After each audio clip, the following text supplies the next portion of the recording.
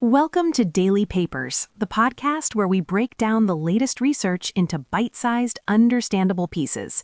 Today we're asking a question that sounds simple but has huge implications.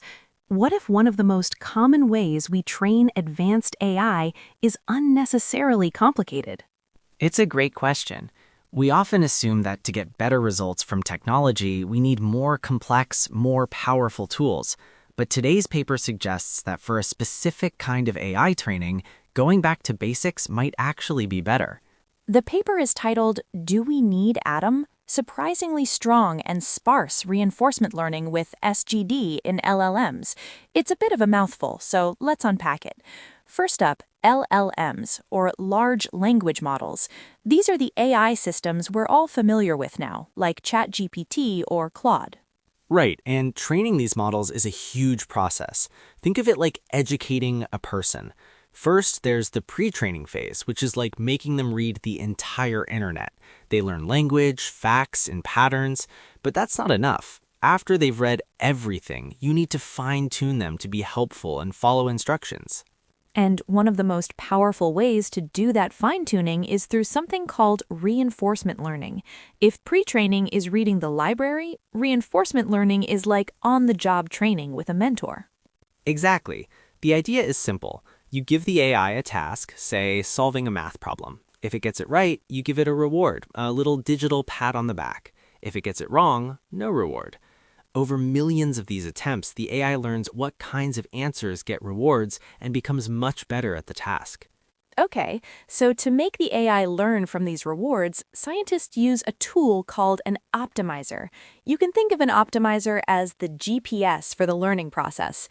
It looks at the AI's performance and tells it which of its billions of internal knobs, called parameters, to turn and in which direction to get more rewards next time. And for years, the go-to optimizer for training these huge models has been one called Atom W. Let's call Atom the luxury SUV of optimizers. It's powerful, it's modern, and it has all the latest features to navigate the complex landscape of AI training. It's the industry standard. But this paper dusted off a much older, simpler optimizer called SGD. If Atom is the luxury SUV, SGD is the reliable, old-school pickup truck. It doesn't have fancy features, it just does the basic job of getting you from point A to point B. The conventional wisdom was that this pickup truck was completely unsuited for driving on the Transformer superhighway. So let's quickly talk about the fancy features in the Atom SUV. The two main ones are momentum and adaptive learning rates. Momentum is like a heavy ball rolling downhill. It doesn't get thrown off by every little bump and rock. Its past motion helps it power through and stay on a smooth path towards the bottom. And adaptive learning rates? That's like automatically adjusting your stride length while walking. If you're on a smooth, flat path, you can take big, confident steps to learn quickly. But if the terrain gets rocky and treacherous, you automatically take smaller, more careful steps to avoid falling. Atom does this for every single one of the AI's billions of parameters. So these features sound great, momentum and adaptive steps. No wonder everyone uses the Atom SUV. But this paper's authors wondered if these features were actually helpful for reinforcement learning specifically. So they decided to race the fancy SUV against the old pickup truck SGD. And the result was shocking.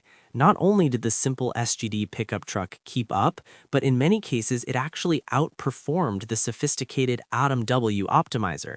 The AI model learned just as well and sometimes even better using the much simpler tool.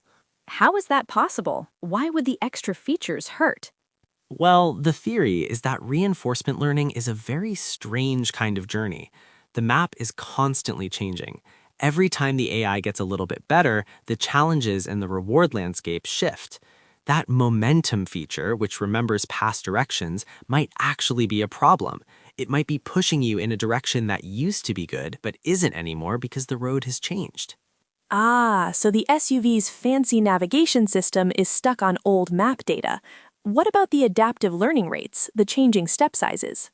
It seems they're just not as necessary in this specific context. The terrain isn't as varied as we thought, so having a complex system to manage your stride length for every single parameter is just overkill. The simple, steady pace of SGD works just fine. Okay, that's really interesting. But the paper found something even stranger, right? About how the models were actually learning. Yes, and this might be the most important finding. It's about something called update sparsity. When an AI learns, it updates its internal parameters. When using the fancy AtomW optimizer, it makes a huge number of small adjustments all across the model. It's like retuning every string on a piano, just a little bit. But with the simple SGD optimizer, it did the opposite. It made changes to only a tiny fraction of the parameters. The paper found it updated fewer than 0.02% of the model's parameters. That's more than 1,000 times fewer changes than AtomW. It's like instead of retuning the whole piano, you just fix the one key that's out of tune.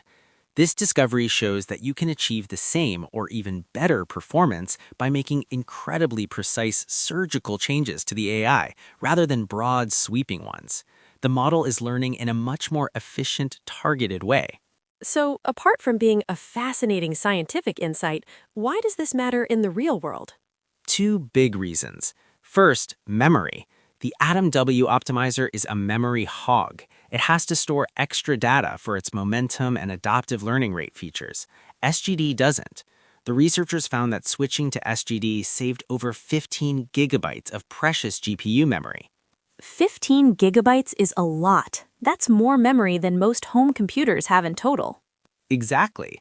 This means researchers could train bigger, more powerful models on the same hardware or use less expensive hardware to begin with. It makes this kind of cutting-edge AI research more accessible to smaller labs and universities, not just giant tech companies. So it saves resources and makes AI more democratic. What's the second reason? It gives us a fundamentally new picture of how these AI models learn during this crucial alignment phase. We're learning that effective fine-tuning isn't about massive rewiring, but of tiny, focused tweaks. Understanding this could lead to even better and more efficient training methods in the future. So to sum it all up, when fine-tuning large language models with reinforcement learning, the simple classic optimizer SGD works just as well as the complex modern AtomW. It saves a ton of memory and reveals that learning happens through incredibly sparse and targeted updates. That's the takeaway. It's a powerful reminder in science and technology that we should always question our assumptions. Sometimes the best way forward is to take a step back and realize we might not need all the bells and whistles we thought we did.